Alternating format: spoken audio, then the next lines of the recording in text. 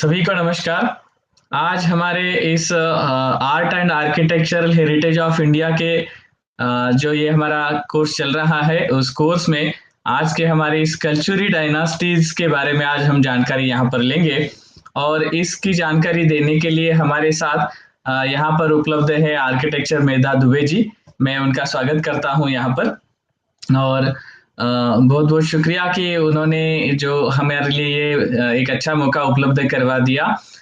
जैसे हमेशा हम ये कहते हैं कि सारे कोर्सेस में हम ये हमेशा कहते हैं कि अगर आपके पास आपके स्टेट के डायनास्टीज के बारे में अगर जानकारी है, अगर आपने अध्ययन किया है, तो कृपया वो सभी के साथ शेयर करें।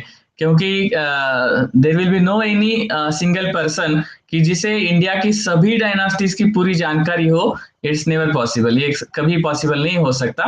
मगर अपने अपने स्टेट के डायनास्टीज के बारे में अध्ययन करने वाले जो भी विद्वान हैं, तो हम हमेशा विनती करते हैं, रिक्वेस्ट करते हैं कि वो सामने आए और हम सभी एक दूसरे के साथ मिलकर ये ज्ञान की धरोहर जो है, ज्ञान की गंगा जो है, वो हम सभी के साथ शेयर करते रहें।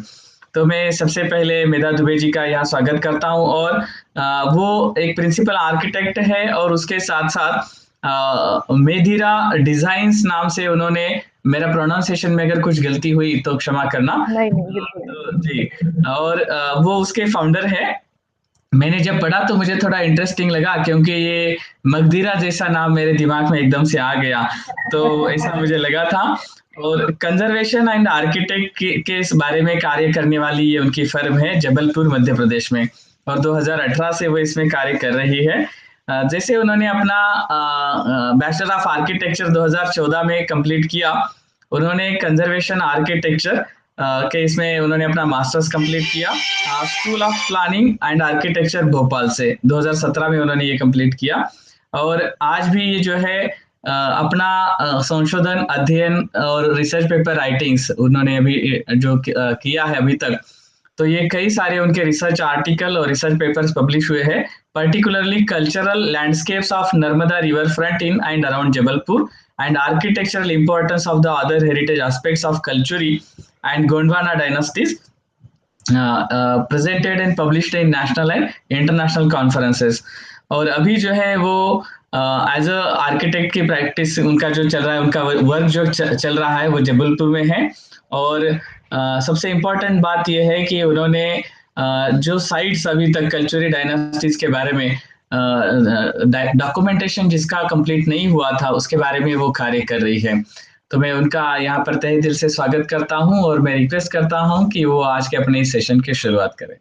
सो मोस्ट वेलकम मेधा जी, और हमारे सेशन की शुरुआत करें। स्क्रीन विजिबल है सर? यस, इट्स विजिबल, या Okay. So, hello everyone, and wish you all a very happy new year. First of all, I would like to thank Bobde sir for giving me this wonderful opportunity to share my bit of knowledge, which is very small knowledge in comparison to everyone else, with all the great scholars in this group. So, as sir said, I am architect Medha Dubey, a practicing conservation architect of Jabalpur, Madhya Pradesh. And today we will be discussing about the art and architecture of the Kalchuri dynasty of Tripuri region, with special references to Amarkantak and Jabalpur. So the Kalchuris of Tripuri, also known as the Kalchuris of Chedi, ruled parts of central India during 7th to 13th centuries. Their core territory included the historical Chedi region, also known as Dahala Mandala, and their capital was located at Tripuri. The origin of Kalchuri was originally also known as the Hehyas. They were ancient people known from the epics and Purans from 249 or 250 AD. Several branches of the Kalchuris were settled in different parts of northern India. In the later half of 6th century AD, they ruled over a powerful kingdom comprising Gujarat, northern Maharashtra, and later then some parts of Malwa. The Kalchuris of Chedi, also known as kings of Dahalas, had their capital at Tripuri, which is represented by the modern village of Tevar, 6 miles to the west of Jabalpur. The following is a list of the Tripuri Kalchuri rulers with estimate of their reigns. यहाँ पे जितने भी important राजा हुए थे Kalachuri dynasty के, उनके नामों को हाइलाइट किया गया है, जैसे कि वामराज देव, युवराज देव प्रथम, गंगाई देव, लक्ष्मीकर्ण, यशकर्ण, गयाकर्ण और नरसिम्हा। प्रेजेंटेशन हिंदी और इंग्लिश दोनों में रहेगा ताकि समझने में आसानी हो। Yes, yes, it's too good. It's too good. Okay, sir. So the origin of Kalchuri kings was at Madhya Pradesh, and they existed from 6th century AD to almost 14th century AD. Later on, they spread to Malwa region, Chhattisgarh, Orissa, Maharashtra, Karnataka, Tamil Nadu, and Andhra Pradesh. The influence of Jainism during reign of Kalchuri kings of Kalyani was perceptible. The prominent king Vijayal of this clan and his several statesmen had adopted Jainism. According to legends, ये नाम कल्चुरी किस तरह से पड़ा? तो kalli meaning long moustache and shuri meaning sharp knife is the source of the dynastic name.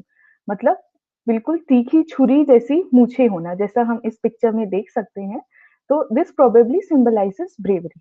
They were also referred to Katachuris which means shape of a sharp knife, Kalanjar पूर्वाधीश्वर मतलब lord of Kalanjar and Haihayas. Evidently, the Kalchuris were not exterminated, for the Chalukya king Vinayaditya II married two Heya princes.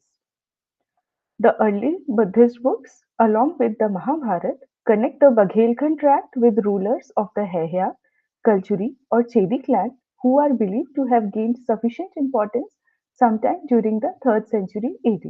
जैसा हम इस map में देख सकते हैं, जो कल्चुरी डायनेस्टी जिस जिस रीजन में फैला हुआ था, उसके आसपास में जिन बड़े रीजन से वो घिरा हुआ था, वो थे परमार, गुर्जर प्रतिहार, चंदेल, गहड़ावालास, पालास, ईस्ट गंगा, काकातिया और चालुक्यास, जो उस समय के काफी ज्यादा स्ट्रॉन्ग किंगडम माने जाते थे। अब कल्चुरीज को हम 3 अलग-अलग ब्रांचेस में सेग्रीगेट करते हैं, क्योंकि कल्चुरीज जो हुए थे, वो सिर्फ त्रिपुरी डायनेस्टी त्रिपुरी रीजन में ना होके माहिष्मती में भी हुए थे और रतनपुर में, मतलब जो सदर्न इंडिया है, वहाँ भी हुए थे। तो सबसे पहले the dynasty of Mahishmati Kalchuris existed from around 6th century AD. Area and expansion wise, it was an extremely small dynasty which was able to hold a surprisingly large area which included Malwa and Gujarat. जो आज का हम महेश्वर मानते हैं इंदौर के पास में जो जगह है, उसको प्रोबेबली कहा जाता है कि वो ही माहिष्मती का कल्चुरियों का हिस्सा हुआ करता था। फिर secondly, the dynasty of Tripuri Kalchuris existed from around 7th to 13th century AD. A member of the Maheshmati Kalchuri family, Vamaraj, first established his kingdom in the areas of Jabalpur, Satna, Rewa, and Panna. There were about 14 kings in this family. There were also another branch of the exhaustive Kalchuri family, which was the Ratanpur Kalchuris, जो कि south में आता है। So the dynasty of Ratanpur Kalchuris existed from around 890 century AD till well into the 14th century AD. The dynasty of Gonds came into existence in around 14th century and lasted till 1742 AD. The Gonds too ruled by making Jabalpur as their capital. They assumed power in the 15th century with Sangram Shah as the first major Gond ruler who built fortresses, temples and dams. Gondwana, as their realm was called, reached its peak under Sangram Shah, who ruled from 1480 to 1530 AD. So coming to the religion, जैसा कि हम सबको देखने मिलता है, जो जितने भी एविडेंसेस हैं आज के टाइम में, तो शैविज्म जो था वो सबसे ज़्यादा उनका प्रोमिनेंट माना जाने वाला रिलिजन होता था। त्रिपुरी कल्चुरी में भी और त्रिपुरी माहिष्मती रीजन में भी, और कई जगह पे जो सदर्न पोर्शन था कल्चुरीज का, वहाँ भी शैविज्म जो है वो काफ़ी ज़्यादा फॉलो करा जाता था। सेवरल शैव लीडर्स, जिन्हें आचार्य भी कहते हैं, served as royal preceptors, Rajguru, to Kalchuri kings. These included Purush Shiv to Yashakarna, Shakti Shiv to Gayakarna, Kirti Shiv to Narsimha, and Vimala Shiv to Jayasimha. Gangai Dev installed a shivling at Pyavan, and his son Lakshmi Karn built the Karn Meru temple at Varanasi also, which was dedicated to Shiv. मतलब इनका जो राज्य था वो सिर्फ मध्य प्रदेश या फिर Malwa reason तक ही सीमित नहीं था। इन्होंने अपने रीजन के मंदिरों को वाराणसी में भी बनाया और आंध्र प्रदेश में भी जाके इन्होंने यशकर्ण जो थे उन्होंने द्रक्ष शर्मा नाम का शिव मंदिर आंध्र में बनवाया। The patronage of Gayakarn's Queen Alhana Devi led to the rise of Pashupata Shaivite religious leaders in the Kalachuri kingdom. The Gyaraspur inscription of Kokala first son Valeka, which records the foundation of a Jain temple by the prince, prominently features Shaivite imagery and wording with Vaishnavite overtones. अब जैसा हमें देखने को मिलता है evidences से कि कल्चुरी जो थे वो सबसे ज़्यादा हिंदुइज़्म को फ़ॉलो करते थे। सबसे बड़े फॉलोअर्स वो हिंदुइज़्म में थे जिसमें कि शैविज़्म को वो फ़ॉलो करते थे। उसके बाद आता था जैनिज़्म और फिर Buddhism. Most of them continue to be Hindus and followed and promoted the Shaivism by building beautiful temples of invaluable archaeological importance. So, as we can see from the picture, the Jain sculptures have been found in the excavations of Kalchuri period, which are now kept at Rani Durgavati Museum, Jabalpur. काफ़ी हमें detailed मूर्तियाँ देखने को मिलती हैं उस period की भी। काफ़ी छोटा-सा एक ये मंदिर का टुकड़ा है, लेकिन इसके अंदर भी कितनी ज़्यादा डिटेल कार्विंग्स की गई है, हम देख सकते हैं। अब जब जैन धर्म की बात की है, तो जैन तीर्थ कुंडलपुर का मेंशन करना बहुत ज़रूरी है। The Kundalpur region was once in the domain of Kalchuri kings. Jainism was quite popular during the long Kalchuri rule. Many Jain idols from the Kalchuri period have been found. However, after the Kalchuri rule, very few Jains stayed in the region and Jain temples were abandoned and forgotten. The power passed to the Gondwana kings. Kundalpur is approximately 20 miles northeast of Damoh, Madhya Pradesh. With about 60 temples built in the 8th and 9th century, Kundalpur is one of the most ancient and extensive Jain pilgrimage site in central India. अब हम आते हैं जो हमारा major topic है कल्चुरीज of Tripuri Jabalpur पे। तो जबलपुर जो है वो मध्य प्रदेश की मेजर सिटीज में आता है। इस सिटी का जो हिस्टोरिक इम्पोर्टेंस वो ये है कि इसमें मौर्यान्स ने भी राज किया था, फिर गुप्ता आए थे, फिर कल्चुरी आए थे। कल्चुरी के बाद गोंडवाना आए थे। गोंडवाना से फिर भोसलेस ने इस पे कैप्चर किया। भोसलेस के बाद मुगल आर्मी आई। मुगल्स से फिर जाके ब्रिटिशर्स ने लिया। तो काफ़ी लंबा इतिहास हमें देखने को मिलता है। So the original settlement in this area was ancient Tripuri, which is now known as Jabalpur. अब इस जो त्रिपुरी रीजन जिसको आज की डेट में हम तेवर बोलते हैं, इसको रूल करने वाले जो रूलर्स थे, उनको उस वक़्त हैहयास कहा जाता था और इनका मेंशन महाभारत ग्रंथ में भी किया गया है। This passed successively into Mauryan and then Gupta control until in 875 AD it was taken by the Kalchuri rulers. In the 13th century, it was overrun by the Gonds, and by the early 16th century, it had become the powerful state of Gondwana. Though besieged by Mughal armies from time to time, Gondwana still survived until 1789 when it was conquered by the Marathas. Jabalpur was a pleasure resort and capital of the Gond kings during the 12th century. जो गोंडवाना राजाओं का major महल बोलते हैं या fort बोलते हैं, वो मंडला जिले में हुआ करता था उस वक़्त। और जबलपुर में आज जिसे हम मदन महल किला के नाम से जानते हैं, वो उस वक़्त उनका प्लेज़र रिज़ॉर्ट ही होता था। यहाँ पे कोई प्रॉपर महल हमें आज भी देखने को नहीं मिलता है, ना ही किसी टेक्स्ट में ऐसा लिखा गया है कि उन्होंने प्रॉपर जबलपुर में ही रूल किया था। लेकिन जबलपुर को हमेशा वो एक प्लेज़र रिज़ॉर्ट जैसा या फिर अपना सेकंड होम जैसा ट्रीट करते थे। The Marathas held sway over Jabalpur until 1817 when the British wrested it from them and left their impression on the spacious cantonment with its colonial residences and barracks. अब त्रिपुरी का वर्तमान नाम तेवर है, जो कि जबलपुर शहर से करीब 10 किलोमीटर दूर भेड़ाघाट जाने वाली सड़क के किनारे बसा हुआ है। इस गांव के समीप प्राचीन त्रिपुरी के अवशेष अनेक टीलों के रूप में नर्मदा नदी के तट पर कई किलोमीटर तक हमें देखने को मिलते हैं। नवीं शताब्दी में त्रिपुरी को कल्चुरी राजाओं की राजधानी बनने का सौभाग्य प्राप्त हुआ और इसी राज्यकाल में नगर की सर्वाधिक उन्नति भी हुई। कल्चुरी साम्राज्य का शासन लगभग 4 शताब्दियों से ज्यादा तक चला और इसी दीर्घकाल में त्रिपुरी में विभिन्न धर्मों से संबंधित अनेक भव्य मंदिरों, मूर्तियों और मठों का निर्माण कराया गया। इस जगह के ऐतिहासिक महत्व को देखते हुए सागर विश्वविद्यालय ने सन 1952 में यहाँ प्रारंभिक उत्खनन यानी कि एक्सकवेशन का काम शुरू किया, जिससे यह पता चला कि ईसा से भी लगभग 1000 साल पूर्व यहाँ पर एक छोटी बस्ती हुआ करती थी, जिसमें पत्थर, मिट्टी और कुछ जगह ईंटों से बने हुए घरों के अवशेष भी मिलते हैं। इसके अलावा खुदाई में लाल और काली पॉलिश वाले मिट्टी के बर्तन और छोटे पाषाण शस्त्र भी मिले। Kajuri of Tripuri issued gold coins of denomination 4.5 माशा। उस वक्त जो उसकी वैल्यू होती थी कॉइन की, उसको माशा में काउंट किया जाता था, under the regime of Gangadev somewhere around 1015 AD to 1040 AD. These were 4.05 grams of old Indian coins, which featured a seated goddess Lakshmi wearing a headgear and necklace on the obverse, while the reverse features the Nagari legend Srimad Gangai Dev. जैसा हम इन 3 examples में देख सकते हैं, ये front है तीनों coins का। इसमें देवी लक्ष्मी की अलग-अलग तरह से इंस्क्रिप्शन बने हुए हैं।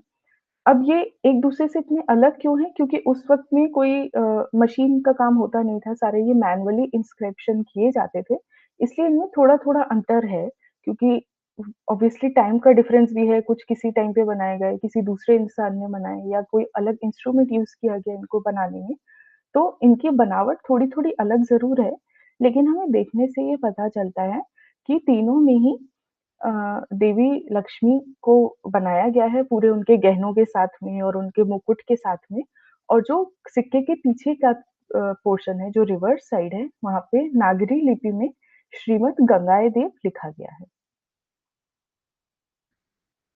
अब जबलपुर का प्राचीन नाम जाबाली पट्टन हुआ करता था, जिसका प्रथम उल्लेख कलचुरी सम्राट यशकर्ण के जाडली पत्तल नाम के ताम्रपत्र में आता है। ये ताम्रपत्र आज मंडला में एक म्यूजियम में सुरक्षित रखा गया है। उतना ज़्यादा क्लियर नहीं है क्योंकि काफ़ी उस पे डिटोरिएशन हो चुका है, लेकिन फिर भी हम थोड़ा बहुत उसको आइडेंटिफ़ाई कर सकते हैं। यशकर्ण महाप्रतापी चेदीराज कर्ण के पुत्र थे और भारत के नेपोलियन नाम से विख्यात गंगाई देव के नाती हुआ करते थे। जबलपुर का दूसरा उल्लेख कलचुरी नरेश नरसिंहदेव की भेड़ाघाट प्रशस्ति में पाया जाता है। जैसा हम ये देख रहे हैं 64 योगिनी में ये शिलालेख आज भी मंदिर के बाहरी दीवार पर लगा हुआ है। नरसिंह देव की माता आल्हना देवी ने भेड़ाघाट में उत्तुंग शिखर वाला एक देवालय भी बनवाया था, जिसका नाम वैद्यनाथ का मंदिर था और ये काफी विख्यात मंदिर हुआ करता था। देवालय तो अब नहीं है, लेकिन जो वहाँ पे गाँव था वो आज भी सजीव है। कई पीढ़ियाँ आती चली गई, लेकिन आज भी हम देख सकते हैं कि गाँव वाले जो हैं वो वही पीढ़ी दर पीढ़ी अपनी पुश्तों को आगे बढ़ा रहे हैं। घर जो हैं वो भी हमें कई सारे जो है वो प्रॉपर वर्नाक्युलर आर्किटेक्चर में पत्थरों के और मिट्टी के बने हुए दिखाई पड़ते हैं। काफ़ी उसमें रेनोवेशन उन्होंने करा है अपने रिक्वायरमेंट के हिसाब से, या जैसे उन्हें ज़रूरत पड़ी उस हिसाब से चेंजेस किए हैं। लेकिन फिर भी उनमें बेसिक हमें आज भी उस समय का वर्नाक्युलर आर्किटेक्चर दिखाई पड़ता है। इसी समय के आसपास में ही 64 योगिनी का मंदिर भी निर्माण किया गया था। इस शिलालेख के अलावा ये नीचे जो हमें गाथा सप्तशती से प्रेरित एक प्रतिमा भी मिली थी, खुदाई के दौरान ही तेवर गाँव में। इसमें भी दिखाई पड़ रहा है किस तरह दैनिक कार्य कराए जा रहे हैं। जितनी भी महिलाएँ हैं वो बैठ के अपना छुट्टी के समय या फिर दोपहर के समय जो आपस में बातचीत करती थी, वो दृश्य इसमें दिखाया गया है। So we will start discussing the art and architecture of Chausat Yogini Temple of Jabalpur at first, as this is the largest temple of Kalachuri dynasty and it is very important with respect to the religious aspects. In this picture, we can see the sculptures of yoginis in the circular periphery of the temple. This picture was clicked during one of my heritage walks. This is very dear to me actually. And here we can see how the intricate detailing has been done on the sculptures. ये same picture को हम अपने जो heritage walk के posters होते हैं उन पे भी यूज़ करते हैं, क्योंकि इतनी खूबसूरत पिक्चर है, इसमें इतने क्लियर फीचर्स दिखाई पड़ते हैं सारी योगिनियों के। और जैसा कि हम इस पिक्चर में देख पा रहे हैं, जो मातृका या योगिनी कही जाते थे, उनके चेहरे के हाव-भाव, उनके गहने जो होते थे, उनके हाथ और पैरों के जो मुद्राएँ थीं, उनके गहने और उनके बालों की जो हेयर स्टाइल होती थी और उनके मुकुट की बनावट जो थी, उनके वाहन जो होते थे, वो सब कुछ बहुत स्पष्ट रूप से हमें देखने को मिल रहे हैं। इन मातृकाओं की एक और ख़ासियत ये है कि ये प्रॉपर ह्यूमन स्केल में है। मतलब अगर जब हम उनके सामने खड़े होते हैं, तो बिल्कुल वो एक जो नॉर्मल ह्यूमन 5.5 या 6 फीट का होता है, उसी साइज़ की मूर्तियाँ बनाई गई हैं। इस वजह से इनकी भव्यता का एहसास और ज़्यादा होता है। अब ये मंदिर जो है वो भेड़ाघाट जबलपुर के पास जो गाँव है, वहाँ पर स्थित है। तो भेड़ाघाट is a village situated at the confluence of Narmada and a small stream locally known as Saraswati. अब ये नदी नहीं है जो सरस्वती या बाणगंगा जिसे हम जानते थे, अब सिर्फ नर्मदा नदी है। लेकिन जिस वक़्त इस मंदिर का निर्माण हुआ था, उस वक़्त यहाँ पे नर्मदा नदी की ही एक ट्रिब्यूटरी होती थी ये सरस्वती या बाणगंगा, जिसे अलग से जो लोकल लोग थे, वो भी नर्मदा जितना ही सम्मान देके पूजा करते थे। Immediately above the confluence of Narmada and Banganga or Saraswati, the folk of rocks rise into a small circular hill. On top of this hill is the ancient temple of the extinct cult of Chausat Yogini, which was constructed during the reign of Kalchuri dynasty and was mainly made with local granite. Placed topographically at the highest point among the surroundings, the position of this temple is unique and commanding. तो अब जैसे कि हम जानते हैं 64 योगिनी का जो cult था वो अब उतना प्रचलित नहीं है, लोग अब उसको नहीं मानते हैं, लेकिन उससे रिलेटेड जितने मंदिर हैं वो आज भी हमें देखने को मिलते हैं। काफ़ी कम मंदिर हैं जो इतने ज़्यादा सुरक्षित रखे गए हैं जितना कि जबलपुर का मंदिर है और ये मंदिर जो है ये बाकी जितने भी 5 या 6 मंदिर हैं आज की डेट में भारत में, उनमें सबसे बड़ा मंदिर पाया जाता है।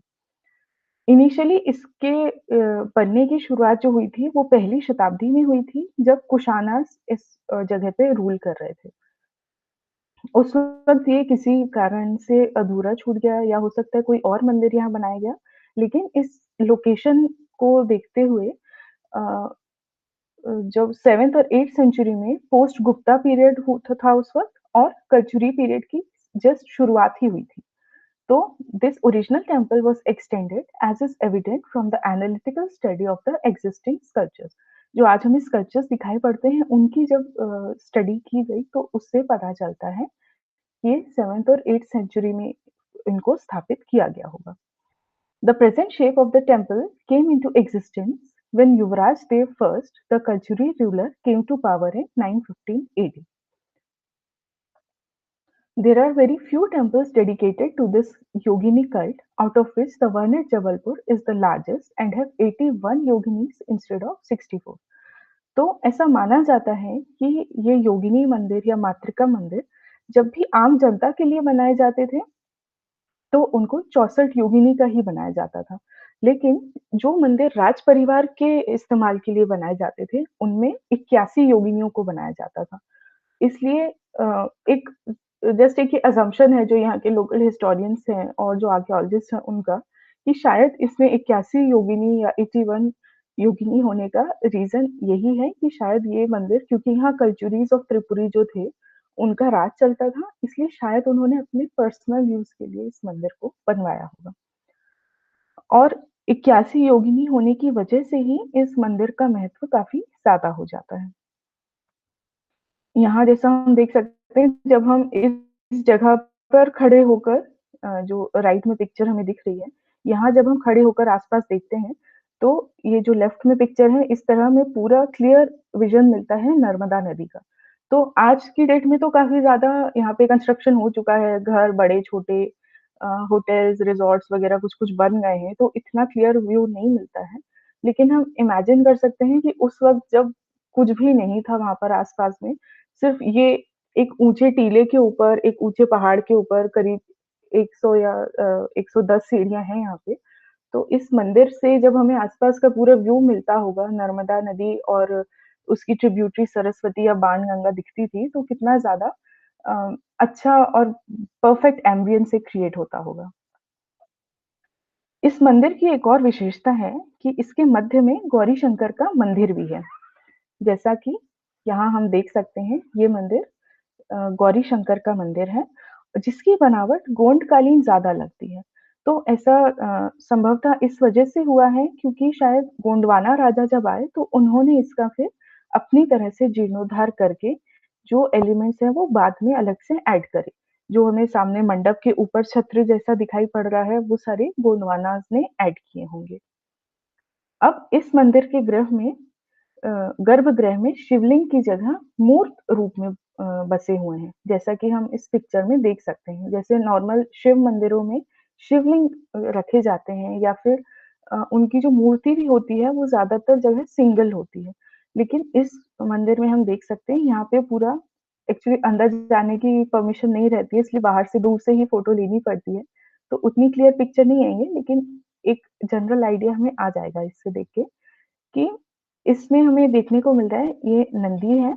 नंदी के ऊपर शिव और पार्वती बैठे हुए हैं और नीचे ये जो हम देख पा रहे हैं, ये छोटे-छोटे जो देवतागण बने हुए हैं, जो कि नृत्य की मुद्रा में है यहाँ पर। इसके आस-पास में और भी देवतागण बने हुए हैं जैसे गणेश, कार्तिकेय, नाग-नागिन सूर्यदेव और गरुड़, ये सारे देवता भी बने हुए हैं। ये सब भी नृत्य की ही मुद्रा में हैं। तो प्रोबेबली ऐसा कहा जाता है या फिर हम देख के भी एक ऐसा अनुमान लगा सकते हैं कि ये शिव की बारात का दृश्य है।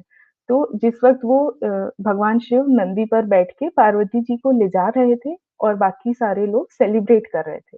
और ऐसा भी एक कंक्लूजन निकाला जाता है कि क्योंकि अंदर ये सारा प्रोसेशन चल रहा था, जो बारात है वो चल रही थी मंदिर के अंदर, इसलिए ये बाहर जो है ये 81 या 64 योगिनी जैसा भी हम कहें, उनको बैठाया गया था ताकि ये उस जो प्रोसेशन है, जो बारात है उसकी रक्षा कर सके। कोई उसमें विघ्न उत्पन्न ना हो। अब यहाँ हम देख सकते हैं कि अ, जैसे कुछ योगिनियों की मूर्ति हैं, इनमें काफ़ी खूबसूरत नक्काशी की गई है, जो बिल्कुल 3D इफ़ेक्ट देते हैं।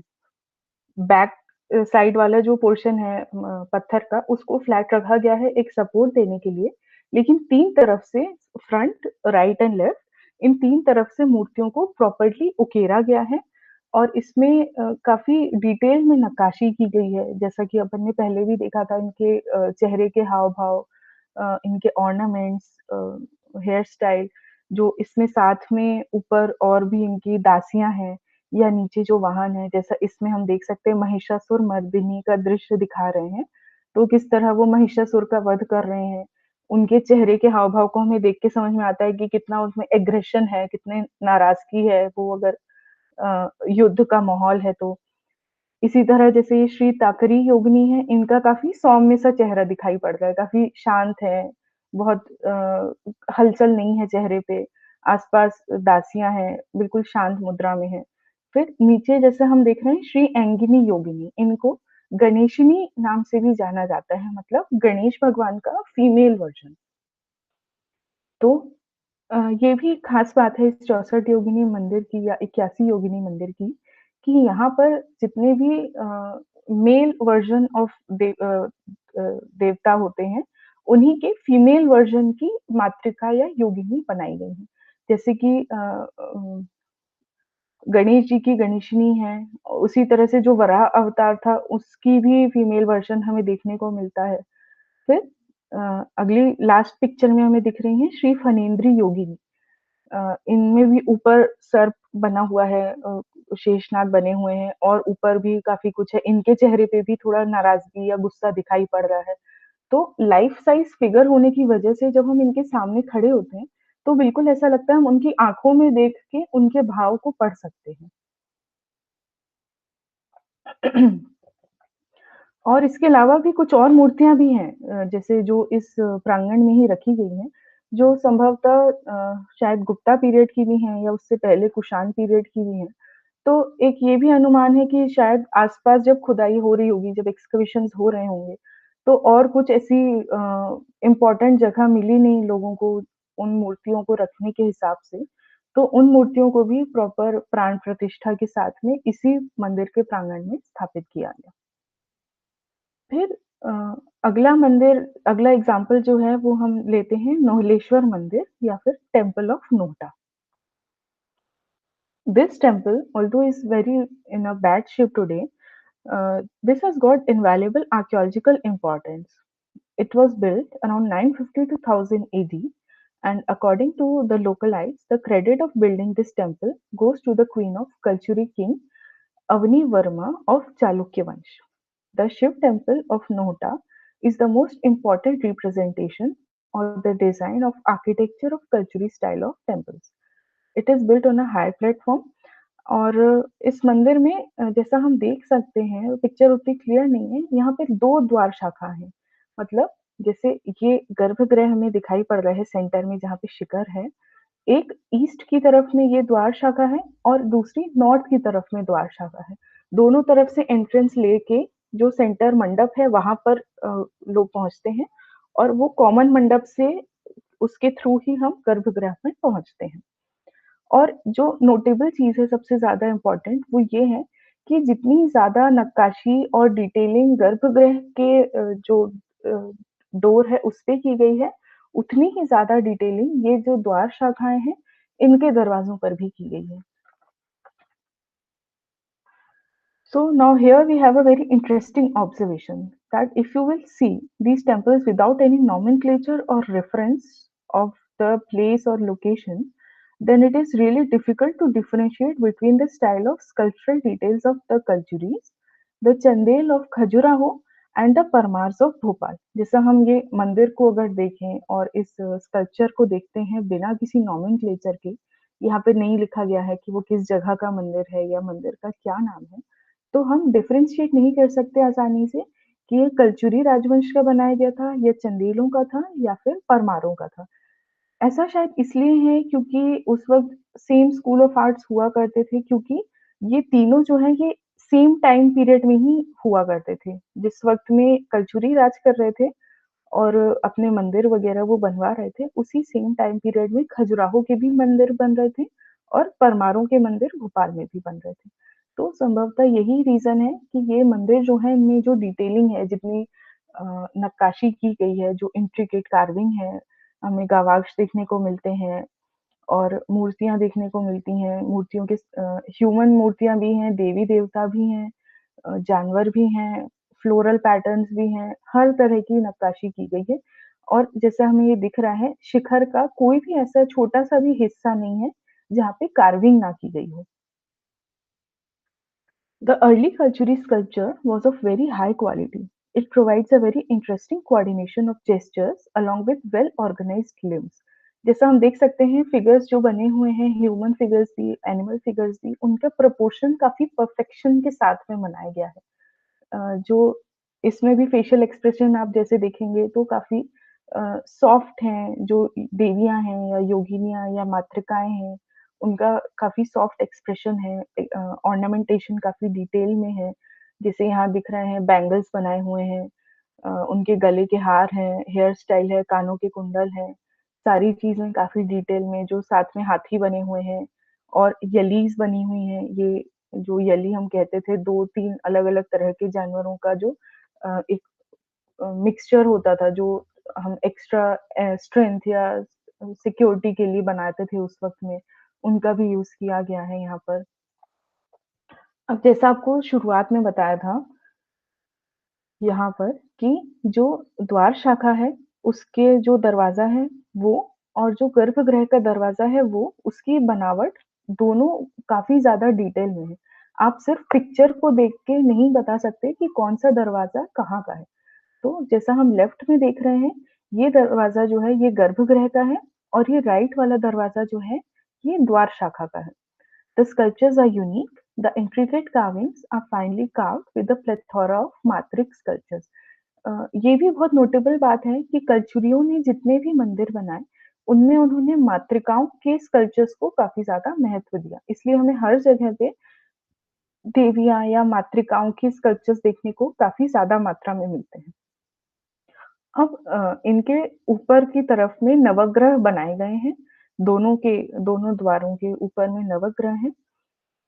और नीचे की तरफ में गंगा, यमुना और नर्मदा की मूर्तियाँ भी लगाई गई हैं। फिर on the lower part of the platform there are 8 statues of Lakshmi on both sides of front, जैसा कि हम ये यहाँ देख सकते हैं। यहाँ दोनों तरफ में लक्ष्मी के अलग-अलग अवतार बनाए गए हैं। यहाँ साइड में भी लक्ष्मी जी के अवतार बनाए गए हैं। Gajalakshmi's marking is also very beautiful.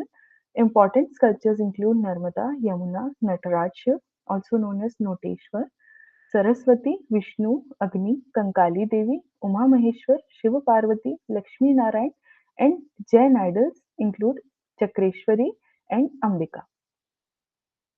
So, the Nohleshwar temple of Nota has 109 idols right now adjoining the Shivlingam.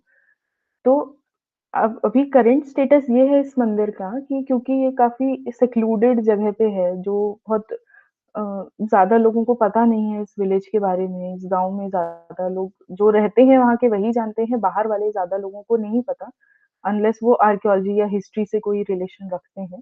तो इस मंदिर में अंदर जो गर्भगृह है या सैंक्टम है, उसके अंदर में अभी आज की डेट में 109 करीब मूर्तियाँ रखी गई हैं, जिनमें से शायद कुछ 14 या 15 मूर्तियाँ जो हैं वो इसी मंदिर प्रांगण की हैं, जो शायद खम्भों की टूट गई होंगी या फिर इन्हीं के जो छोटे और देवालय बनते थे, उनकी मूर्तियाँ निकली होंगी, उनको रखा गया है। और उसके अलावा 95 और मूर्तियाँ हैं, जो एक पास ही में फुटेरा रिज़र्वायर है। तो जब वो रिज़र्वायर बन रहा था, उस वक़्त की खुदाई में कई सारी ऐसी मूर्तियाँ निकली थी। उनको भी क्योंकि अब और कोई जगह है नहीं इसमें आस-पास में कोई म्यूज़ियम है नहीं इतना छोटा गाँव होने की वजह से और गाँव वालों को लगा कि सबसे सुरक्षित जगह इस मंदिर का जो है वो गर्भगृह ही होगा क्योंकि वहाँ लॉक लगाया जा सकता है, ताला बंद कर सकते हैं। तो इसलिए उन्होंने जितनी भी उन्हें आस-पास में इम्पोर्टेंट मूर्तियाँ मिलती हैं, वो लाके इसी गर्भगृह के अंदर में रख दी गई हैं। तो मतलब जो लोग जाते हैं पूजा करने उनके लिए थोड़ा ज़रूर कंजेस्टेड हो जाता है, लेकिन फिर भी ये मतलब हम कह सकते हैं कि गाँव वालों की श्रद्धा है कि उन्हें लगता था जितनी भी अ रिलीजियस या इम्पोर्टेंट इस तरह की मूर्तियाँ मिल रही हैं या स्कल्पचर्स मिल रहे हैं, उनके लिए सबसे सुरक्षित और सबसे रिस्पेक्टेबल जगह जो है, वो किसी इस तरह के मंदिर का गर्भगृह ही हो सकती है। फिर आगे चलते हैं हम अपने तीसरे एग्ज़ाम्पल पे, जो कि है विराटेश्वर मंदिर सोहागपुर का। Virateshwar temple is a very famous Shiva temple at Sohagpur. ये भी शहडोल डिस्ट्रिक्ट में आता है, मध्य प्रदेश में, अमरकंटक के पास में ही। Conjuring King Maharaj Yuvraj Dev had got it congenial amid 950 AD and 1050 AD to present it to the Acharya of Golki Math. जो गोलकी मठ के आचार्य थे उनको एज अ गिफ्ट ये मंदिर दिया गया था। ये मंदिर जो है ये हमें वेसारा स्टाइल का दिखाई पड़ता है। जैसे अभी तक हमने मंदिर देखे, वो प्रॉपर नागरा स्टाइल के हमें दिख रहे थे। इस मंदिर को वेसारा स्टाइल इसलिए कहा जाता है क्योंकि पीछे तो हमें प्रॉपर एक शिखर दिखाई पड़ रहा है, लेकिन जो मंडप है, मंडप में बिल्कुल फ्लैट स्लैब डला हुआ है। यहाँ पर जो आर्कियोलॉजिस्ट ने ढूँढने की भी कोशिश की तो किसी भी तरह के और शिखर का हिस्सा या फिर और कोई ऐसा जो प्रॉपर हम लोग पिरामिडल शेप भी देखते हैं मंदिरों में, वैसा कुछ भी एविडेंस यहाँ पे नहीं मिलते हैं। तो उनका मानना है कि शायद ये फ्लैट ही रहा होगा, इसलिए इसको वेसारा स्टाइल कहा जाता है। अ, It is said that the Viratnagar, which is described during the unknown exile of Pandavas in Mahabharata, is somewhere around this Viratnagar that was ruled by King Virat. The temple is under Archaeological Survey of India today, and around 70 years ago, the front of temple was completely dilapidated. जो ये मंडप का portion है, ये पूरी तरह गिर चुका था, जिसको उस वक़्त जो रीवा राजा थे महाराज गुलाब सिंह, उन्होंने इसका कंज़र्वेशन करवा के उसको इस तरह से बनवाया था। लेकिन जो उनके लिखे हुए लेख मिलते हैं या जो गज़ेटियर्स हैं उस टाइम के, उसमें भी ऐसा कहीं नहीं मिलता कि जब उन्होंने इसको फिर से बनाया, तो उस वक़्त में उन्हें किसी तरह का यहाँ पे शिखर छोटा या उसके कोई भी पार्ट मिले हों। So we do not have much of written और oral history of this temple क्योंकि ये काफ़ी डिज़र्टेड और एक बहुत ही छोटे से गाँव के अंदर में बना हुआ है और मेंटेनेंस भी उतनी ज़्यादा नहीं है क्योंकि यहाँ तक लोग आते नहीं हैं। But we can still compare the structural and sculptural details that reminds us of the famous temples of Khajuraho. जितनी ज़्यादा डिटेलिंग खजुराहो के मंदिरों में देखने को मिलती है, उतनी ही डिटेल हमें इन कल्चुरी कालीन मंदिरों में भी देखने को मिलती है। जैसे लेफ्ट पिक्चर में हम देख पा रहे हैं, the main entrance of this temple is exquisitely crafted at the head of the main gateway. जैसा हम ये ऊपर देख पा रहे हैं, सेंटर में इसके चतुर्भुज विष्णु की मूर्ति बनाई गई है। लेफ्ट में वीणा वादिनी जो सरस्वती को भी कहा जाता है, उनकी मूर्ति बनाई गई है और राइट में हमें गणेश जी बैठे हुए दिखाई पड़ते हैं। इसके अलावा नीचे यहाँ पे भी देवी लक्ष्मी के अनेक रूपों को बनाया गया है और पूरे दरवाजे में बहुत ज़्यादा डिटेल नक्काशी की गई है।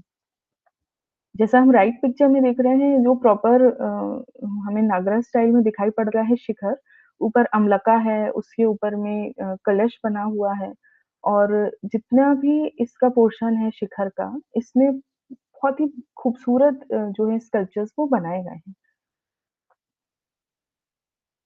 ये हमें जो एग्ज़ाम्पल्स दिख रहे हैं, अगर हमें वही चीज़ है कि अगर इनमें नोमेनक्लेचर नहीं किया जाता, लिखा नहीं जाता है कि ये कहाँ के मंदिर हैं, तो बताना काफ़ी मुश्किल है कि ये किस डायनेस्टी के हैं या किस जगह के मंदिर हैं। सो अ, जब हम यहाँ देखते हैं नीचे जो बना हुआ है एक बहुत सुंदर डिस्प्ले है this shows the high craftsmanship which reminds of Khajuraho temples built by Chandel kings. According to the Department of Archaeology, the sculptures of Shiva and Vishnu are installed in various yoga postures. Also, most of the sculptures in this temple are of female idols or yoginis. So, by looking at these two temples of Nohta and Sohagpur, along with the one at Jabalpur, the Chaussat Yogini temple, we can clearly see that the majority of sculptures are of मातृका। जैसा हमने पहले भी discuss किया, मातृकाओं को या योगिनियों को काफ़ी ज़्यादा महत्व देते थे कलचुरी राजा और मेन डेटीज़ जो थे, जो भगवान जिनको हम कहते हैं, वो भी होते थे, जैसे शिव और विष्णु थे।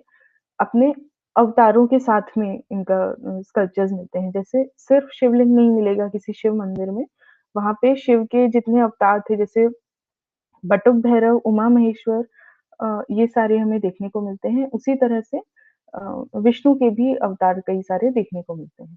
और एक खास बात एक और है इस मंदिर की, जैसे हम देख पा रहे हैं काफ़ी भव्य मंदिर है, काफ़ी बड़ा स्केल है इस मंदिर का, लेकिन इसके अंदर जो शिवलिंगम है, वो काफ़ी छोटा बनाया हुआ है। तो एक ये क्वेश्चन ज़रूर आता है कि इतना बड़ा अगर मंदिर है, तो इतना छोटा शिवलिंग होने का क्या मतलब है? So, the localites or the old people of the town believe that this has been done purposely in order to show that the way the soul is very subtle in our body. Similarly, Shiv Lingam also sits in the form of divine soul of the Virat temple. जिस तरह हमारे बड़े शरीर में इंसान के इतने बड़े शरीर में एकदम छोटी सी आत्मा होती है, उसी प्रकार जो ये विराट मंदिर, विराटेश्वर मंदिर है, वो इतना बड़ा है, लेकिन उसके अंदर जो आत्मा है, जो शिवलिंगम है, वो भी काफ़ी छोटे स्केल में बनाए गए हैं। तो काफ़ी अलग और यूनिक कॉन्सेप्ट्स होते थे उस समय भी लोगों के। अब नेक्स्ट हम आते हैं शेषशय्या जो कि बांधवगढ़ में स्थित है। अ, जैसा हम पिक्चर में देख पा रहे हैं काफ़ी बड़ी-सी विष्णु जी की मूर्ति है। So the minister of King Yuvraj Dev Golak built this temple.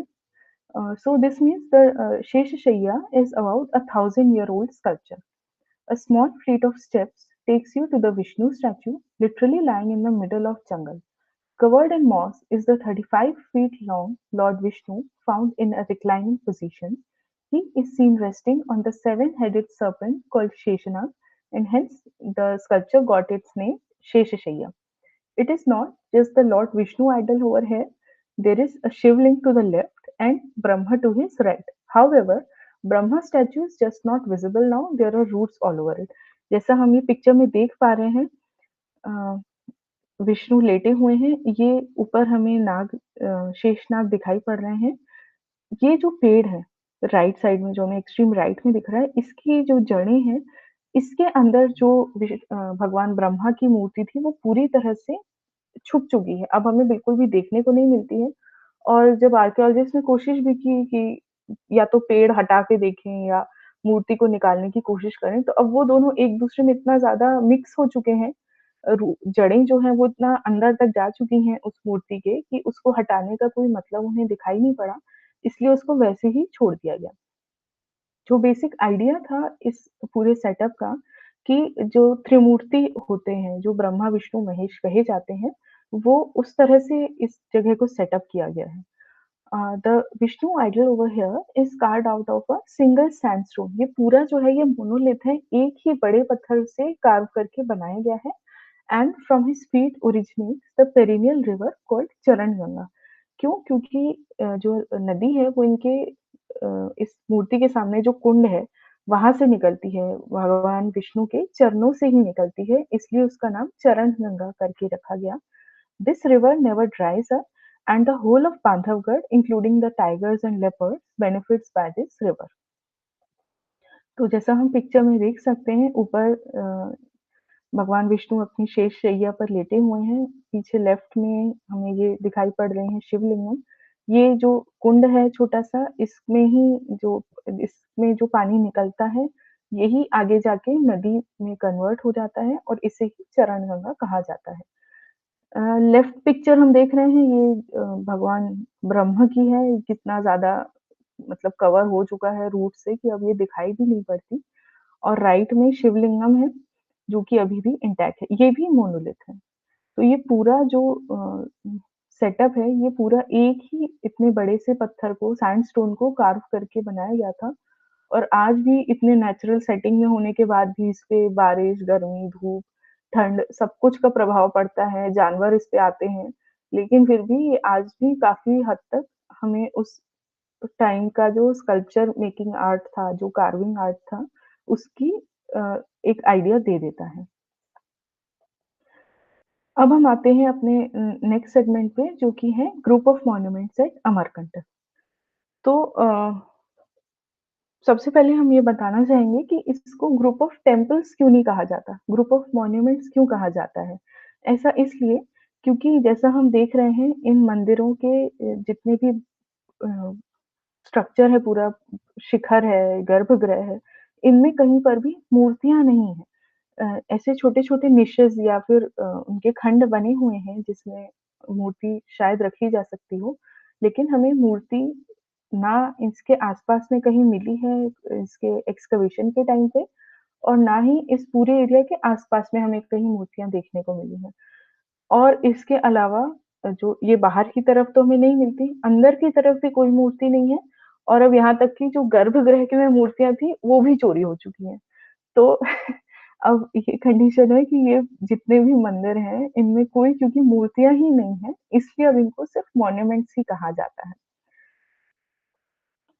Also here I would like to bring into notice जो रेस्टोरेशन वर्क एएसआई ने किया है। जैसा हम यहाँ देख सकते हैं, ये टेम्पल्स जो थे जब एएसआई को मिले थे, उस वक़्त काफ़ी ज़्यादा खराब कंडीशन में थे, काफ़ी अ, मतलब गिर चुके थे, कई के शिखर गिर गए थे, कुछ के मंडप बिखर गए थे। ये पूरा एरिया जो है, जो आज हमें इतना साफ-सुथरा प्रॉपर मैनीक्योर्ड गार्डन्स दिखाई पड़ रहे हैं, यहाँ पे जो लोकल गाँव वाले थे, वो अपनी झोपड़ियाँ बना के रहते थे, जो नर्मदा परिक्रमा वासी आते थे, वो इस जगह को ऐसे टेम्परेरी शेल्टर जैसे यूज़ करते थे। तो मतलब एक ये काफ़ी अच्छा एग्ज़ाम्पल है, जो एएसआई रेस्टोरेशन करता है, उसको देखने के लिए भी। आगे हम और डिस्कशन करेंगे इसके बारे में।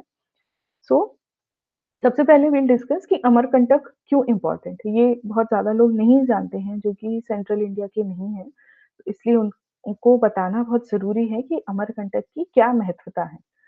So situated at an altitude of 1000 meters, Amarkantak is a well-frequented Hindu pilgrimage center which is popularly known as Tirthraj or the King of Pilgrimages. It is surrounded by three mountain ranges, Vindhya, Satpura and Michael.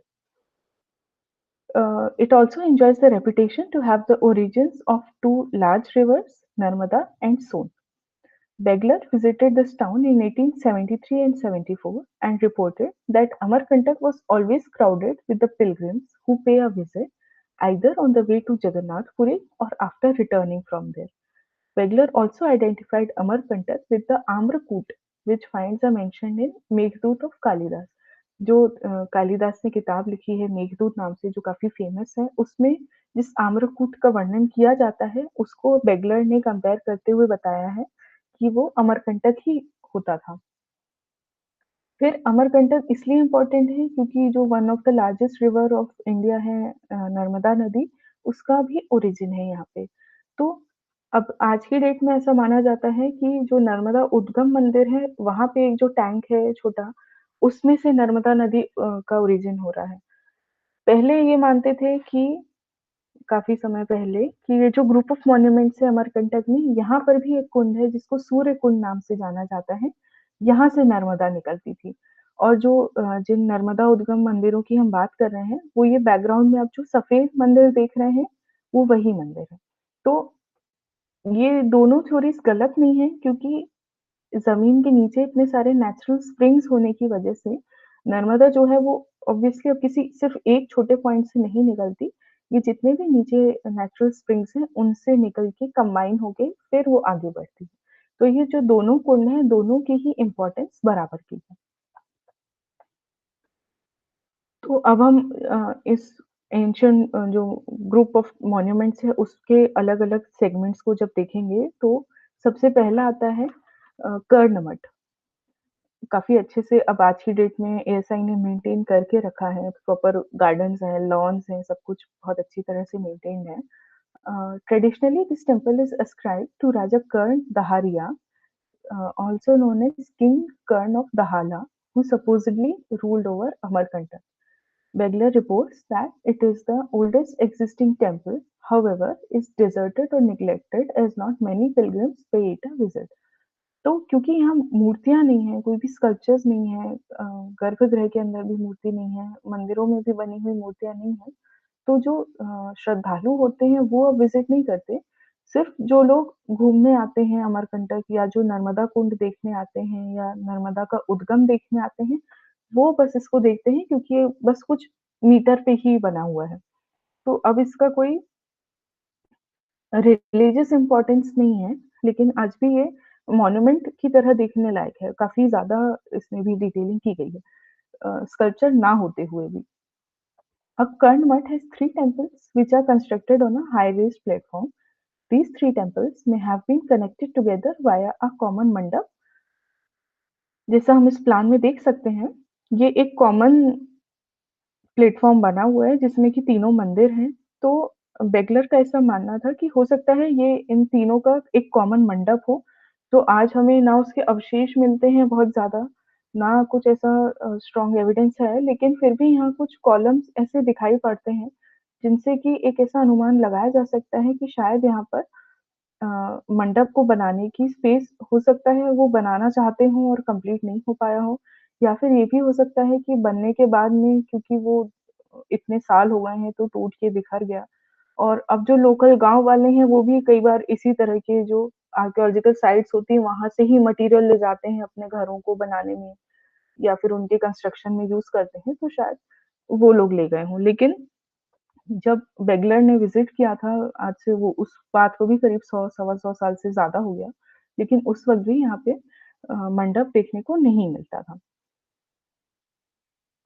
तो ये before और after restoration की pictures हैं, जब ASI ने इसका restoration किया लगभग 2009 और 10 में, उस वक़्त में इसकी कंडीशन जो थी वो काफ़ी खराब थी, प्लेटफ़ॉर्म वग़ैरह कुछ भी नहीं था, पूरे गिर गए थे मंदिर।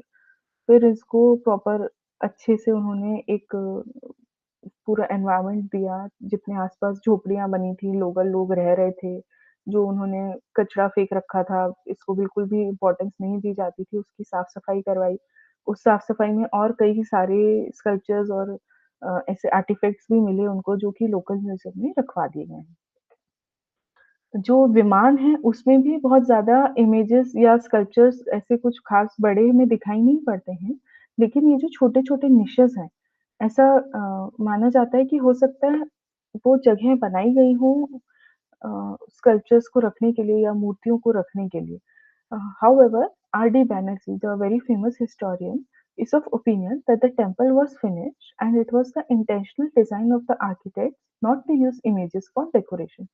तो जो आर डी बैनर्जी यहाँ के काफ़ी फेमस हिस्टोरियन भी हैं, उन्होंने अपनी जो रिपोर्ट बनाई है, उसमें ये लिखा है कि ये खाली जो निशेज़ हैं, ये जो आर्किटेक्ट थे उस वक़्त जिन्होंने जो शिल्पकार जिन्होंने बनाया था उसको पर्पसली ही खाली छोड़ दिया था और मतलब इनकम्प्लीट नहीं है ये मंदिर, उन्होंने अपनी तरफ से ऐसा ही डिज़ाइन उसको दिया गया था। और जो टावर है जो हमें देखने को मिल रहा है मंदिर का शिखर वो proper Nagara style of architecture में दिखता है। अब नेक्स्ट इसमें आता है सेगमेंट में मच्छेंद्रनाथ मंदिर। ये भी एक शिव मंदिर है। This is a fine temple which consist of मंडप एंड सैंक्टम। ये सारे मंदिर जो हैं ये ग्रुप ऑफ मॉन्यूमेंट्स अमरकंटक के अंदर ही हैं। काफ़ी बड़ा एरिया है, काफ़ी सारे मॉन्यूमेंट्स हैं उसमें। तो ये उन्हीं के अलग-अलग डिस्क्रिप्शन है, लेकिन सारे मंदिर एक जैसे नहीं हैं। उनमें कुछ पोर्शन एक सा है, कुछ में डिफरेंसेस हैं। तो ये पिक्चर्स के थ्रू हम उसको समझने की कोशिश करेंगे कि किस तरह से डिफरेंसेस हैं। जैसे यहाँ हम देख रहे हैं कर्ण मठ में कि बिल्कुल अलग तरह के मंदिर हैं, इसमें मंडप नहीं है, सिर्फ़ गर्भगृह ही बनाया हुआ है, ऊपर शिखर है। ये जो दूसरा है मच्छेंद्रनाथ मंदिर, यहाँ पर मंडप भी है और गर्भगृह भी है। अब जो मंडप है, इसको ये जो पिलर्स हमें देखने को मिल रहे हैं, ये 4 पिलर्स और पीछे की तरफ भी और पिलर्स हैं, उससे सपोर्ट दिया गया है और ऊपर में बिल्कुल फ्लैट लेटरल स्लैब डली हुई है। तो सीलिंग तक ये नहीं पहुँचती है स्लैब, तो एक इसलिए इसको ये भी कहा जाता है कि ओरिसन स्टाइल ऑफ आर्किटेक्चर जो था, उससे मिलता-जुलता है कि मंडप के ऊपर कोई भी शिखर या पिरामिड जैसा कोई स्ट्रक्चर नहीं है, बिल्कुल फ्लैट स्लैब है और पीछे जो गर्भगृह है, उसमें इन्होंने प्रॉपरली नागरा स्टाइल का शिखर बनाया हुआ है। अ, जो गणेश पट्टी जैसा कि हम कहते हैं दरवाजे पर वो भी बनाई हुई है। उसमें गणेश जी की मूर्ति छोटी-सी लगी हुई है जो आज भी हम देख सकते हैं और शिवलिंग इस मंदिर में हैं आज भी इसलिए सिर्फ़ इस मंदिर में थोड़ी बहुत पूजा होती है। खुलते नहीं हैं इस मंदिर के द्वार सिर्फ़ जो महाशिवरात्रि या ऐसे पर्व होते हैं उसमें ही खोला जाता है क्योंकि आर्कियोलॉजिकल सर्वे ऑफ इंडिया के अंडर में आ गया है, तो इनको लाइव मंदिर जैसा नहीं ट्रीट किया जाता है, एज़ मॉन्यूमेंट्स ही ट्रीट किया जाता है। लेकिन फिर भी कुछ स्पेशल ओकेजन्स पे इनके मंदिरों को या इनके दरवाज़ों को गर्भगृह के खोला जाता है। अब जैसा अगर हम शिखर को देखें इसके क्लोज़अप पिक्चर को देखें, तो यहाँ पर ऊपर 2 अम्लका बने हुए हैं और उसके ऊपर एक बड़ा अम्लका, एक उससे छोटा अम्लका और उसके ऊपर में कलश या फिर चूड़ामणि लगाया हुआ है। The pointed gable roof of अंतराल is topped with a lion placed with placed in front over the transept over the sanctum door। तो यहाँ पे एक लायन सिंह की भी मूर्ति छोटी-सी लगाई गई है। फिर थर्ड आता है इसमें पातालेश्वर मंदिर। This is also dedicated to Shiva. इस मंदिर की बनावट जो है वो भी इस मच्छेंद्रनाथ मंदिर से थोड़ी मिलती-जुलती है। डिफरेंस ये है कि इस मंदिर में बिल्कुल फ्लैट स्लैब का यूज़ किया गया है और इस पातालेश्वर मंदिर में प्रॉपर पिरामिड जैसा इसको स्ट्रक्चर दिया गया है ऊपर। तो पातालेश्वर मंदिर क्यों? क्योंकि जो ग्राउंड लेवल है, जैसा हम ये देख सकते हैं पीछे, ये जो ऊपर की तरफ हमें दिख रहा है, ये जो बाउंड्री दिख रही है, ये इसका ओरिजिनल ग्राउंड लेवल है, उससे काफ़ी नीचे स्टेप्स उतर के फिर बना गया है ये मंदिर। इसलिए इसको पातालेश्वर मंदिर भी कहते हैं। In execution and style, this is very similar to the previous temple. The only exception is its mandap roof, which is executed in a pyramidal shape, with each floor rising above is recessed and reduced in size. बिल्कुल same patterns use किए गए हैं, बस वो बड़े से छोटा होते ऊपर एक पिरामिड का शेप लेता है। It is also said that Shankaracharya installed an image of Shiv in this temple during his visit in the 8th century CE. However, as the temples of Amarkantak are traditionally assigned to Karna Raja, who would be the same as the Kalchuri king Karandev of the 11th century, hence this legend about the Shankaracharya is contestable. तो हो सकता है एक assumption ये भी है कि जब शंकराचार्य ने ये मंदिर बनाया उस वक़्त ये काफ़ी छोटे फॉर्म में हुआ हो और बाद में जब राजा कर्णदेव ने इसको फिर से बनाया, इस पूरे एरिया में मंदिरों का निर्माण करवाया, तो उन्होंने अपने तरह से इस मंदिर को थोड़ी भव्यता दी गई। अब इस मंदिर का रेस्टोरेशन भी आप देखेंगे काफ़ी अलग तरह से हुआ है। इसमें ज़्यादा डिटेल में अपन डिस्कशन नहीं करेंगे क्योंकि टाइम हमारे पास उतना नहीं है। बट आप देखने से ही समझ सकते हैं कि रेस्टोरेशन के पहले किस तरह से इतना बड़ा पेड़ यहाँ पे था, जिसकी वजह से जो छत है मंडप की उसमें काफ़ी डैमेज हुआ था। जो यहाँ कॉलम्स हैं, उनमें भी काफ़ी डैमेज था। तो इस पूरे पेड़ को काटा नहीं गया, वैसे का वैसा डिग करके निकाल के दूसरी जगह पे स्थापित किया गया, क्योंकि अब जो था माना जाता था कि काफ़ी पवित्र पेड़ है क्योंकि शिव मंदिर से लगा हुआ है। लोगों की जो लोकल है उनकी आस्था थी, इसलिए इसको काटा नहीं गया, वैसे का वैसा निकाल के अलग लगा दिया गया और अब आफ्टर रिस्टोरेशन हम देख सकते हैं कि कितना क्लियर उसको साफ-सुथरा अच्छी तरह से रिस्टोर करके छोड़ा है। फिर नेक्स्ट आता है केशव नारायण मंदिर। ये भी बनावट में बाकी जो अभी 2 मंदिर देखे उनकी तरह है, बस इसमें डिफरेंस ये है, 2 शिखर हैं इसमें।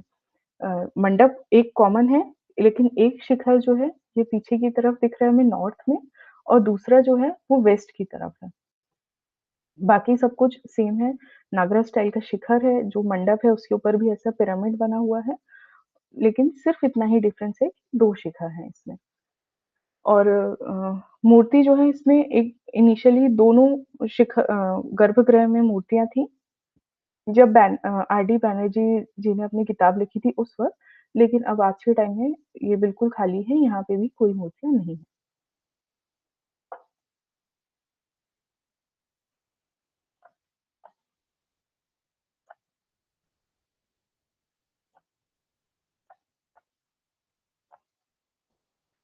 तो कुछ और before and after restoration pictures. अ, ये भी देख सकते हैं हम कितना ज़्यादा खराब कंडीशन में था जिसको प्रॉपर्ली ये पीछे हमें झोपड़ी भी देखने को मिल रही है, यहाँ लोगों ने घर बना लिए थे, वो रहते थे, वो कितना क्लीन किया गया। ये उसी एरिया में पंचमठ मंदिर भी है, जो जैसे हम ये टॉप राइट में देख सकते हैं कितने ज़्यादा खराब कंडीशन में थे, काफ़ी टूट-फूट हो गई थी, बिल्कुल भी समझ में नहीं आ रहे थे। ये सब झोपड़ियाँ बनी हुई हैं आस-पास में, पीछे भी देखने को मिल रही हैं। इनको बहुत अच्छे से रेस्टोरेशन ऑल्दो नहीं हो पाया है इन मंदिरों का, लेकिन फिर भी हमें देखने को एक ये आइडिया मिल जाता है कि किस तरह के मंदिर रहे होंगे उस वक़्त में। ये कुंड भी है जो सूरज कुंड जिसके बारे में आपको बताया था अभी कि इसे भी नर्मदा नदी का एक ओरिजिन माना जाता है। तो ये भी जो जैसे ऊपर हम देख रहे हैं कि काफ़ी खराब कंडीशन में था पूरा पानी वगैरह इसका सड़ गया था, लोग कचरा फेंकते थे। तो इसको भी काफ़ी अच्छे तरह से रिस्टोर किया गया है पूरा बाउंड्री वगैरह बना के और इसमें किसी भी तरह का इंटरवेंशन अब रिस्ट्रिक्ट कर दिया गया है। सबसे एंड में हम आते हैं नर्मदा उद्गम टेम्पल्स पे। इसमें ज़्यादा टाइम नहीं लगेगा क्योंकि टाइम वैसे भी कम हो रहा है। तो ये जो साइट है ये काफ़ी ज़्यादा स्पेशल है हमारे लिए क्योंकि इस पे हमने अपनी जब थीसिस की थी, तो इनिशियली हमें ये नहीं पता था कि एक छोटे से एरिया में 22 मंदिर हैं, वो एक-दूसरे से कितने अलग हो सकते हैं। तो क्योंकि ये जगह का महत्व था, यहाँ से नर्मदा नदी का उद्गम स्थल है, ये जो पॉन्ड हम देख रहे हैं सामने, यहीं से नर्मदा नदी निकलती है। तो उस वक़्त इतना आइडिया नहीं था कि इतने छोटे से एरिया में 22 टेम्पल छोटे-छोटे से एक साथ में जो बने हुए हैं, वो एक-दूसरे से कितने अलग होंगे।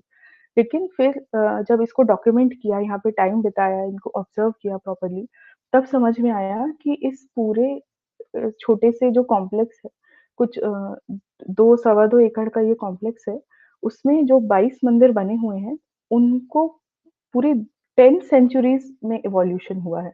जो सबसे शुरू के मंदिर थे, वो यही कलचुरी डायनेस्टी के टाइम पे बने थे और बाद में जो-जो राजा आते गए सेंट्रल इंडिया पे जिन्होंने भी राज किया, उन्होंने अपनी तरफ से नर्मदा नदी को समर्पण देने के लिए और मंदिरों का निर्माण करवाया, जिस वजह से होते-होते 10th सेंचुरी से अब आखिरी मंदिर जो बना है, वो सन 2000 में बना है। तो इतना बड़ा इसमें हमें इवोल्यूशन देखने को मिलता है। तो एक बस एक कंपैरेटिव एनालिसिस के लिए हम दिखाना चाहते हैं कि किस तरह से मंदिरों का इवोल्यूशन हमें देखने को कितना क्लियरली मिलता है इतनी छोटी-सी जगह पे। तो जो ये जैसे हम सबसे पहले मंदिर देख रहे हैं, ये कलचुरी पीरियड में ही बनाए गए थे। ये त्रिपुर सुंदरी और दुर्गा माता का मंदिर है। तो सबसे पहले क्वेश्चन ये आता है कि जब इतने बड़े ऑलरेडी कलचुरी राजाओं के मंदिर कुछ मीटर की दूरी पर ही थे, तो ये अलग से मंदिर बनाने की और कुंड बनाने की क्या ज़रूरत आ पड़ी? तो ऐसा कहा जाता है कि वो जो मंदिर थे जिनके बारे में अभी हमने देखा ये ग्रुप ऑफ मॉन्यूमेंट्स ये जो थे रॉयल यूज़ के लिए थे, जो राजा और उनके रॉयल स्टाफ था, सिर्फ़ उनके यूज़ के लिए थे ये मंदिर। तो अब जनरल जो लोकल प्रजा थी लोकल लोग थे, उनको भी पूजा करने के लिए अलग से जो मंदिर चाहिए थे, इसलिए उन्होंने अलग से बिल्कुल उसी जगह के पास में एक और छोटा-सा कॉम्प्लेक्स बनाया, जिसमें वो अपने मंदिर बनाते गए। बाद में जो और राजा आए, उन्होंने इसी मंदिर में फिर एडिशन किए। उन्होंने जो मेजर ग्रुप ऑफ मॉन्यूमेंट्स वाले मंदिर देखे हमने, उसमें कोई एक्स्ट्रा एडिशन सब्सट्रैक्शन नहीं किया बहुत ज़्यादा। इन्हीं मंदिरों में उन्होंने इन्हीं ग्रुप ऑफ टेम्पल्स में एडिशन करते चले गए। फिर जो पैटर्न है, वो इतना ज़्यादा वेरी करता है क्योंकि जो ये नर्मदा का ओरिजिन होने की वजह से इसकी इम्पोर्टेंस थी यहाँ पे। तो हर एक राजा जो रूल करता था यहाँ पे, वो अपने नाम से मंदिर या अपने जो भी कुल है उसके नाम से मंदिर यहाँ पे बनवा देते थे। तो पहला हम जो देख रहे हैं, सबसे पहले ये त्रिपुर सुंदरी मंदिर और दुर्गा माता मंदिर, सबसे पहले यहाँ पे ये मंदिर बने। उसके बाद में आते हैं ये 10th सेंचुरी के मंदिर थे। इसके बाद जो आते हैं, जो proper Nagara style of temple architecture हमें देखने को मिल रहा है, ये 8 मंदिर एक से हैं। नारायण मंदिर, गोरखनाथ मंदिर, अन्नपूर्णा मंदिर, विष्णु मंदिर, लक्ष्मी नारायण, रोहिणी माता, श्री सूर्य नारायण और श्री कार्तिकेय स्वामी मंदिर। इन मंदिरों की बनावट लगभग एक जैसी है, इसलिए कह सकते हैं कि शायद ये ऑलमोस्ट इनका टाइम पीरियड सेम रहा होगा। उसके बाद आता है एडवांस्ड नागरा फॉर्म, जो प्रॉपर ये जो एकदम classic Nagara style of architecture था, इससे लोगों ने थोड़ा एक्सपेरिमेंटेशन शुरू किया। जो आसपास के और रीजन्स में उन्होंने जाके देखे, उनसे इंस्पिरेशन लेके फिर जैसे अब ये एक ही मंदिर है जो नर्मदा और अमरकंटेश्वर मंदिर है। ये सिंगल मंदिर है, लेकिन इसके 2 शिखर जो हैं, इसमें भी एक मंडप है, 2 शिखर हैं, लेकिन दोनों शिखर अलग-अलग तरह से बनाए गए हैं। उसी तरह से श्री रीवा नायक मंदिर है, ये हमें पीछे देखने को मिल रहा है। ये भी थोड़ा क्लासिक नागर स्टाइल से अलग है और ये श्री दशावतार मंदिर है। इसमें कोई मंडप नहीं है, कुछ नहीं है, सिर्फ़ ये एकदम छोटा-सा सबसे छोटा मंदिर आज की डेट में यही है इसके कॉम्प्लेक्स में और इसमें भी ये पिरामिडल रूफ हमें देखने को मिलती है। फिर आते हैं 16th सेंचुरी में जब अहिल्याबाई होलकर का राज चलता था, तो उन्होंने जैसा हम जानते हैं वो she was one of the first conservationist of India. उन्होंने जितने भी मंदिर थे पूरे देश भर में उनका जीर्णोद्धार कराने में काफ़ी ज़्यादा सहयोग दिया। तो उन्होंने इस टेम्पल कॉम्प्लेक्स में भी जो रेस्टोरेशन का काम करवाया। उसके बाद में ये भी हम जानते हैं कि वो शिव भक्त थीं, वो भी काफ़ी ज़्यादा। तो उन्होंने ये घंटेश्वर महादेव, सिद्धेश्वर मंदिर, शिव परिवार मंदिर, राधा कृष्ण मंदिर और 11 रुद्र महादेव नाम से 5 मंदिर बनवाए। जिनमें से ये जो शुरू के 3 मंदिर हैं, इनकी बनावट काफ़ी कुछ एक जैसी है। जो राधा कृष्ण मंदिर है, इसमें अंदर जो डेकोरेशन है, वो थोड़ा डिफरेंट है और ये 11 रुद्र महादेव जो है, इसके शिखर का पैटर्न थोड़ा डिफरेंस है। बाकी जो अंदर मूर्तियाँ हैं, जो शिवलिंग हैं और आस-पास उनके जो देवतागण हैं, उनकी बनावट काफ़ी कुछ एक जैसी है। और लास्ट में हम आते हैं 19th and 20th century architecture पे, जिसमें कि मनसेश्वर महादेव, श्री राम दरबार मंदिर उस वक़्त के हैं जब रीवा राजा गुलाब सिंह ने बिल्कुल 19th सेंचुरी में ही इस जगह का रिस्टोरेशन फिर से करवाया था। तो उन्होंने अपने नाम से फिर ये 2 मंदिर अ इस पूरे कॉम्प्लेक्स को डेडिकेट किए और ये जो राम जानकी मंदिर है, ये सबसे रिसेंट मंदिर है जो कि अभी-अभी 99 और 2000 में बनाया गया है। तो हमें ये देखने को मिला कि किस तरह से कितना सिंपल एक छोटा-सा टेम्पल कॉम्प्लेक्स है, लेकिन 10th सेंचुरी से लेके ये बिल्कुल जैसे झोपड़ी जैसे मंदिर थे, वहाँ से लेके फिर नागरा स्टाइल पर हम आए, क्लासिक जो होता है। फिर हम एडवांस नागरा फॉर्म में आए, जो उसका थोड़ा कॉम्बिनेशन करके उन्होंने बनाया। फिर अहिल्याबाई के टाइम के मंदिरों को हम देख रहे हैं, बिल्कुल एक जैसा पैटर्न है, काफ़ी डिटेल उसमें कार्विंग वगैरह है। फिर आते हैं 19th-20th सेंचुरी आर्किटेक्चर में जो प्रॉपर अब ये मॉडर्न तरह के टेम्पल्स हो गए हैं। तो कितना ज़्यादा इवोल्यूशन एक ही साइड में पूरे 10 सेंचुरीज़ का इवोल्यूशन हमें देखने को मिलता है। ये जैसे ये एंट्रेंस डोर है, ये भी महाराज गुलाब सिंह ने बनवाया था जब इसका रेस्टोरेशन पूरा हुआ टेम्पल का, तो उन्होंने इसको बनवाया था। अब ये जो व्यूज़ हैं इससे समझ में आ रहा है।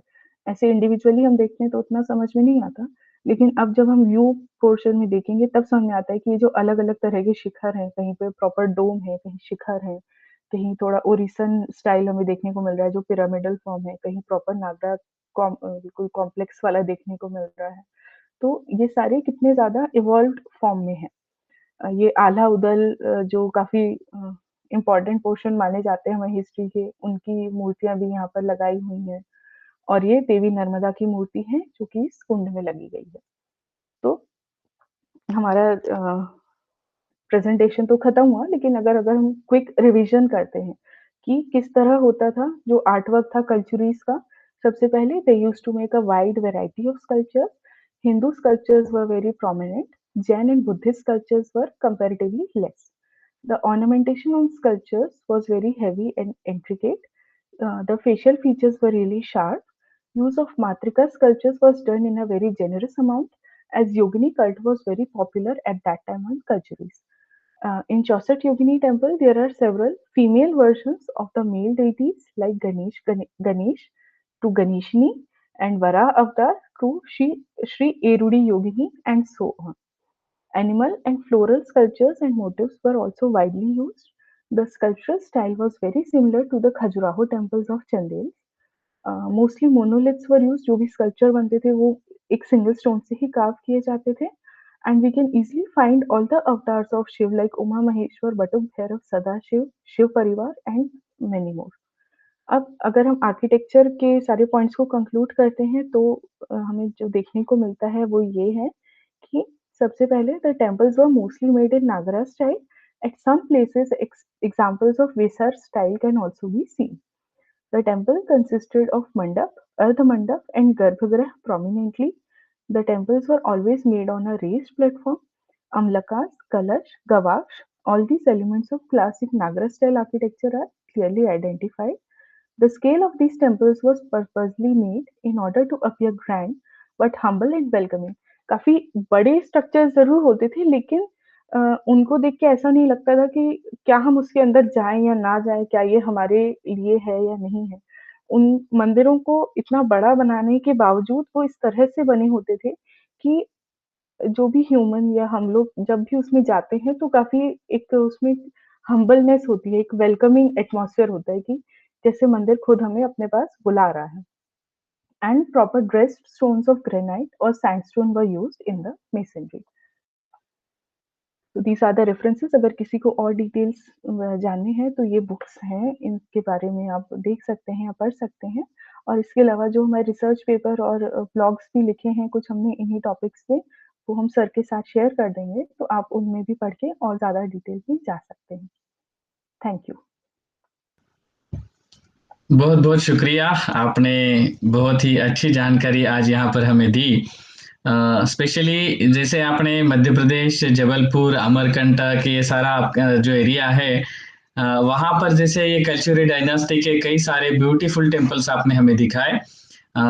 उसी तरह से महाराष्ट्र में भी, particularly Maharashtra state gazetteer department ने जो किताब पब्लिश की है यादव डायनास्टी के बारे में, जब हमने बताया था उस समय वह किताब भी हमने दिखाई थी. तो उसी किताब में उन्होंने महाराष्ट्र में जो कल्चुरी डायनास्टी के इम्पैक्ट में जो टेम्पल्स बने उसका एक स्पेशल चैप्टर उसमें उन्होंने दिया हुआ है. तो ये एक बड़ी अच्छी बात है. और वहां उन्होंने ये कहने की, यानी पूरा किताब जब मैंने पढ़ा तो उसका सारांश इस तरह से दिया है कि कल्याणी चालुक्य टेम्पल्स वगैरह जो है तो उसमें वो इम्पैक्ट, यादवा टेम्पल जो है उसमें भी वो इम्पैक्ट दिखाई देता है. मैं जिस एरिया से बिलोंग करता हूँ, अभी मैं जहां पर हूँ, तो ये महाराष्ट्र का पर्टिकुलरली खानदेश रीजन, उत्तर महाराष्ट्र का एरिया. जैसे ही हम यहाँ से ये मुक्ताई नगर क्रॉस करते हैं तो हम एमपी में प्रवेश करते हैं, मध्य प्रदेश बुरहानपुर डिस्ट्रिक्ट में प्रवेश करते हैं. But in this region also there are few temples. एक एग्जांपल हमारे ही डिस्ट्रिक्ट का, जलगांव डिस्ट्रिक्ट का, ये जो मेहूर नाम का एक प्लेस है हमारे यहाँ पर मुक्ताई नगर तालुका में, और यहाँ एक बहुत बड़ा इंस्क्रिप्शन प्राप्त हुआ था 1983 में, 83-84 में एक पहाड़ी पर ये इंस्क्रिप्शन प्राप्त हुआ. मगर उससे ये पता चला कि ये कल्चुरी डायनास्टी में बना हुआ टेम्पल यहाँ था और उग्रादित्य सूर्य का टेम्पल यहाँ बनाया गया था 16 फरवरी 807 में, 807 में ये टेम्पल बनाया गया था. विशेष बात यह है कि उस समय ये टेम्पल ऐसी सिचुएशन में था कि बाद में उसी टेम्पल को, यानी ये उग्रादित्य सूर्य टेम्पल था, शुभकंटक नाम का कोई किंग था और इसको है वंश से जुड़ा हुआ दिखाया गया. और ये रत्नपुरी कल्चुरी ऐसा कुछ जिक्र उसमें प्राप्त होता है. और उसके बाद जो है उसी इंस्क्रिप्शन में ये बताया गया कि वो टेम्पल गिर गया और उसी को दोबारा बनाया गया 827 में. और उसकी भी डेट उन्होंने उसमें दी हुई है। और विशेष बात ये कि ये इतना बड़ा ये सारी जो जानकारी मिलती है, तो कल्चुरी डायनास्टी का इस रीजन में क्या प्रभाव था वो स्पष्ट रूप से दिखाई देता है। और उस सेकंड में वो दिखाते हैं कि that temple was converted as a Someshwar Mahadeva temple. माने तो आपने जैसे महादेव यानी शिव के वो भक्त थे, ये जो बताया, तो ये हमें हाँ पता चलता है। यानी उग्रादित्य सूर्य देवता का मंदिर बाद में कन्वर्ट होके सोमेश्वर महादेवा टेम्पल बनता है। और आगे चल करके अभी तो लोग उसे मेहुन मुक्तई के नाम से जानते हैं, जो संत निवृत्तिनाथ ज्ञानदेव ये जो है, तो संत ज्ञानेश्वर की बहन मुक्ताई, तो उसका वहीं पर लास्ट डेज वहां पर यह था। और उनका भी टेम्पल बिल्कुल उसी के बाजू में है। आज सिर्फ उसका फ्रंट डोर बचा हुआ है, नथिंग एल्स देयर। और उसी से हमें पता, और जो इंस्क्रिप्शन है वो आर्कियोलॉजिकल सर्वे ऑफ इंडिया ने उसी समय वो औरंगाबाद ऑफिस जो है वहां पर वो ले गए। But because of my friend is there as a deputy superintendent Kishore Chalwadi, तो हमें उसके फोटोग्राफ और ये सभी हमने प्राप्त किए। मगर बहुत अच्छा लगा महाराष्ट्र में इस तरह के जो टेम्पल्स है, इसके बारे में भी हमें अध्ययन करने में ये बहुत अच्छा, ये आपकी तरफ से इंफॉर्मेशन हमें मिला। क्योंकि नागर स्टाइल में पर्टिकुलरली आज भी जब हम देखते हैं तो हाउ कैसे ये हेमाडपंथी टेम्पल आर्किटेक्चर हम देखते हैं, बट उसका शुरुआती दौर जो है, ये अभी जो आपने बताया, ये कल्चुरी का इम्पैक्ट हमें उसमें दिखाई देता है। तो टाइमलाइन के हिसाब से एक्चुअली आपका सेशन मुझसे पहले होना चाहिए था, ताकि हमारे सभी जो भी यहाँ अध्ययन करता है उनको और अच्छी जानकारी उसमें से मिलती और वो क्रोनोलॉजिकली हो जाता। आपका बहुत बहुत शुक्रिया। और हमारे सारे जो भी अभ्यासक है उनकी तरफ से भी आपने लास्ट में जो रेफरेंसेस भी हमें बताए, हम जरूर उसे अध्ययन करने की कोशिश करेंगे। और फ्यूचर में भी कभी आपको ऐसा लगा कि मध्य प्रदेश और उसे आजू बाजू के ऐसे में कोई ऐसी डायनास्टी है कि जिसके बारे में आप हमारे साथ आपका नॉलेज अगर शेयर करेंगे, तो हमें खुशी होगी। और आपको जो तकलीफ हमने दी उसके लिए हम क्षमा चाहते हैं। और जी जी जी, थैंक यू। और फिर हम सभी जो है जो भी सवाल होंगे तो हम अपने चैट बॉक्स में उसको ये करेंगे और फिर हम उसको इंटरेक्ट करेंगे। So thank you, thanks a lot again, बहुत शुक्रिया। और अभी हम यहाँ पर आज का सेशन रखते हैं। Thank you, thank you. Thank you so much.